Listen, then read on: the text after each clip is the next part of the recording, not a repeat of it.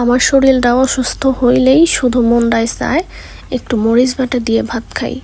যখনই জ্বর আসে মনে মনে শুয়ে শুয়ে ভাবি একটু ঝাল ঝাল কইরা মরিচ বাটলে মজা কইরা খাইতে পারতাম। যাদের মুখে একবারেই রুচি কমে গেছে তাদের জন্য আজকের এই রেসিপিটা খুবই গুরুত্বপূর্ণ।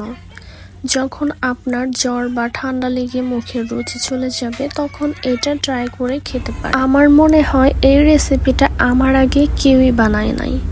এটা হচ্ছে মিষ্টি লাউয়ের খোসা দিয়ে মরিচ বাটা। আগেকার দিনে তো মিষ্টি লাউয়ের খোসা ফেলেই দিতাম, কোনো কাজেই আসতো না।